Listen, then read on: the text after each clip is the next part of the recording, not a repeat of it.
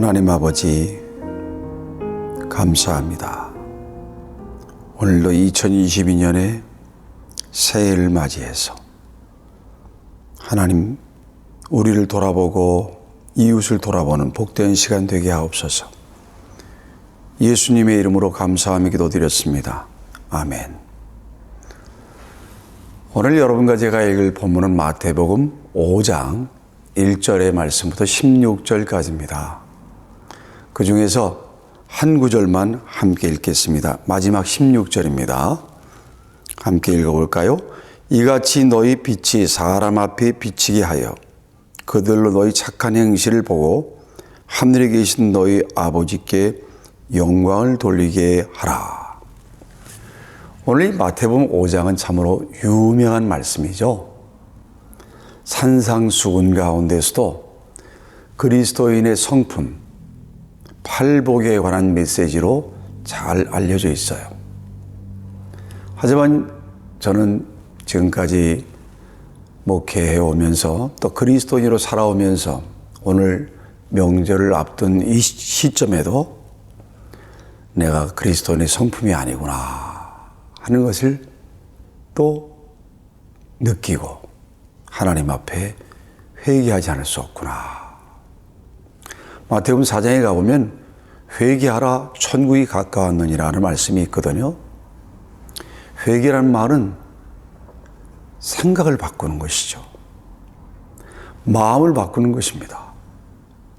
생각과 마음이 바뀌어야 행동이 바뀌는데 생각이 안 바뀌니까, 마음이 안 바뀌니까 행동도 안 바뀌더라고요. 저 역시 삶의 구석구석마다 그리스도의 성품과는 거리가 먼 삶을 내가 살았구나 하고 후회가 되고, 아니 회개하는 삶을 날마다 살고 있습니다. 오늘 명절을 앞두고 저나 여러분들이나 그리스도인의 성품이 무엇인지, 그 성품이 정말 나의 성품인지를 분명히 살펴보고, 만일 내 성품이 그리스도인의 성품이 아니라면 얼른 바꿔야 합니다. 생각을 바꾸고 마음을 바꾸고, 그래야 선한 영향력, 너는 세상의 소금이요 세상의 빛이라는 선한 영향력을 끼치는 사람이 될 수 있다는 선언이 오늘 본문입니다. 우리는 오해할 수 있어요. 팔복에 나오는 심령이 가난한 자는 되지만 내가 애통하는 자는 안 된다. 아니, 심령이 가난한 자와 애통한 자는 되는데 온유한 자는 난 그게 안 돼. 여러분, 그렇지 않습니다. 심령이 가난한 자부터 마음이 애통하는 자, 온유한 자, 의에 줄이고 굶주린 자는 하나님과의 관계예요. 하나님과의 관계가 잘 이루어질 때 그 다음에 5번째부터 8번째 복에 나오는 의를 위하여 핍박을 받는 자까지 나아가는 것이죠. 그러니까 하나님과의 올바른 관계로 말미암아 다른 사람을 향해서도 올바른 관계, 올바른 태도를 취할 수 있다 하는 것이죠. 그러니까 여기 나오는 팔복은 8사람의 성품이 아닙니다. 8종류의 부류의 그리스도인의 모습이 아니라 바로 정말 그리스도인이라면 가져야 될 성품의 8가지의 모습이라는 거예요. 그 중에 하나라도 결여되어 있다면 여러분과 저는 아직도 그리스도인의 성품과 거리가 멀다는 것이에요.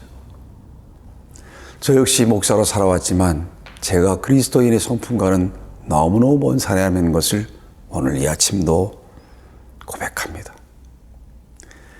그리고는 저므로 하나님이 원하시는 모습으로 그런 성품을 갖기를 사모하는, 그러려면 방법은 딱 2가지입니다. 첫째는 거듭나야 됩니다. 내가 예수 그리스도의 십자가와 부활의 그 복음, 주님의 십자가에 죽으심, 피 흘리심과 부활하심의 그 은혜로 내가 거듭났구나 라는 사실을 다시 한번 분명히 깨닫고, 성령 하나님의 도우심의 은혜로만 팔복의 이 성품을 드러낼 수가 있는 것이죠. 성령 충만하지 아니하면 팔복에 가진 그리스도의 성품의 사람이 불가능합니다. 오늘 그 팔복의 성품에 심령이 가난하다는 말은 이거는 복이 있다. 심령이 가난한 자는 복이 있나니, 이 복이 있다는 말은 마카리오스라는 말인데 행복하다라고 번역할 수 있겠죠. 그러니까 마음이 가난한 사람은 복 있는 사람이다. 행복한 사람이다. 아니, 가난한데 어떻게 행복해요? 서로 이율배반적인 것 같지만 이 가난함은 하나님, 저는 하나님의 은혜가 아니면 살 수 없는 영적으로 참으로 가난한 사람입니다. 그걸 깨닫는, 그것이 바로 심령이 가난한 자입니다. 그러니까 자기의 부족을 깨닫는 거예요. 자기가 얼마나 그 마음 깊이 죄성 있는 사람인 걸 깨닫고, 하나님을 의지합니다. 하나님 도와주세요. 성령님 도와주세요. 바로 그런 마음을 가진 사람이 마음이 가난한 사람이고, 그 다음에 애통하는 자는 복이 있나니라고 그랬거든요. 애통하다는 말은 자기 살아가는 삶의 모습이 너무나 알량한 거예요. 내가 얼마나 죄인인 것인지, 죄성을 가진 사람인지, 그것 때문에 너무 안타깝고 괴로워. 뿐만 아니라 주변에 이웃, 다른 사람들이 살아가는, 세상 사람들이 살아가는 삶의 모습이 너무나 안타깝고, 그들의 죄된 삶이 참으로 불쌍하구나. 그러한 자기의 죄성과 세상의 죄를 바라보고 안타까워하고 슬퍼하는 사람이 그리스도인이라는 거죠. 그 다음에 세 번째 복은 온유한 자는 복이 있나니라고 그랬는데, 온유하다는 말은 약하다는 뜻이 아닙니다. 그것은 참으로 내가 영적으로 가난한 사람이다. 난 참으로 내 안에 있는 그 죄성 때문에 내가 참으로 하나님 앞에 부끄럽다. 그런데 하나님이 나 같은 사람을 이렇게 불쌍히 여기시고 은혜를 베풀으셨구나. 그래서 다른 사람을 대할 때도 부드럽게 대하는 것이에요. 왜? 나 같은 사람, 나도 하나님 앞에 용서를 받았기에 실수하거나 죄를 범하는 사람들을 보고 부드럽게 대하는 거예요. 근데 우리가 살다 보면 마치 나는 한 번도 하나님께 용서를 받지 않은 사람처럼, 나는 전혀 문제가 없는 사람처럼 그렇게 실수하거나 죄 짓는 이웃을 향하여 얼굴색을 바꾸고 마음을 강하게 하고 교만할 때가 많다는 거죠. 이것이 바로 온유하지 않은 사람의 특징입니다. 저는 사실 온유하지 못했고, 또 저의 죄나 세상 사람들의 죄를 애통하지 못했어요. 아니, 물질적으로 가난한 것은 안타까워했지만 영적으로 가난한 것에 대해서는 사실 민감하지 못했어요. 그래서 하나님의 말씀의 기준으로 본다면 저는 참된 그리스도인이 아닌 것이죠. 오늘 명절을 앞두고 있는 여러분과 저도요, 저도 하나님, 저는 정말 심령이 가난한 사람입니까? 정말 애통한 사람입니까? 온유한 사람입니까? 물어봐야 합니다. 그리고 이제 네 번째 복은 의에 줄이고 목마른 자는 복이 있나니 그랬습니다. 줄이고 목마르다. 의라는 말은 하나님과의 올바른 관계를 말하는 것이죠.